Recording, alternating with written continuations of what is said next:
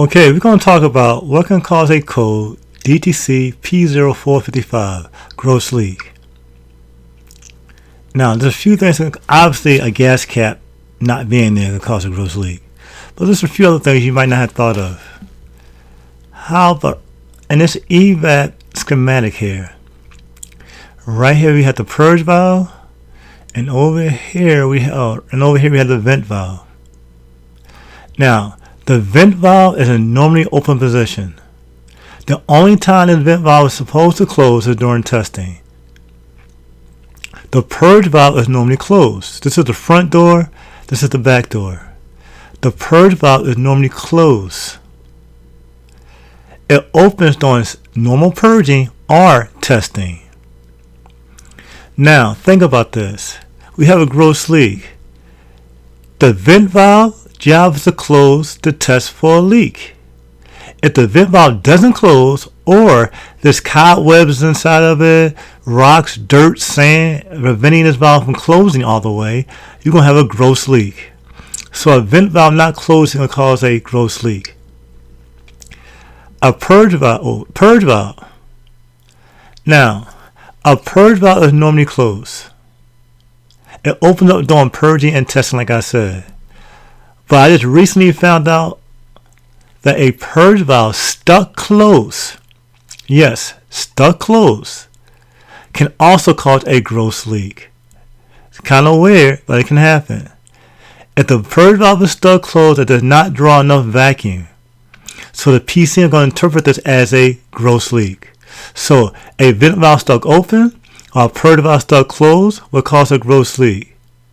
Okay, obviously if a purge valve stuck open will cause a gross leak also. But don't forget, a purge valve stuck closed can cause a gross leak because it won't draw enough vacuum during testing. Here's the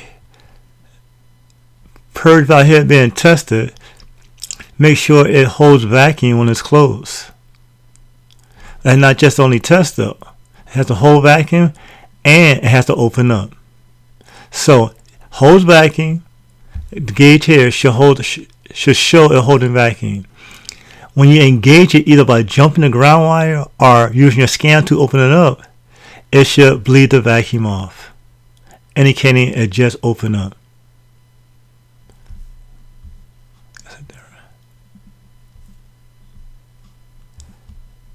Let me see here. Here is a evap smoke machine, a flow tester. This tester here is the ability to check for leaks in the system. Anytime looking for an evap leak, you should have some type of smoke machine made for the evap system. Now you see this little check bar right here? Well, not check bar, this is a needle right here. Indicates if this ball down the bottom is leaking. I got 40,000 and 20,000s here. I can set it to 40,000 or to 2002 or 2004 or older. Newer. I can check for 20,000s. The leak changed with the years.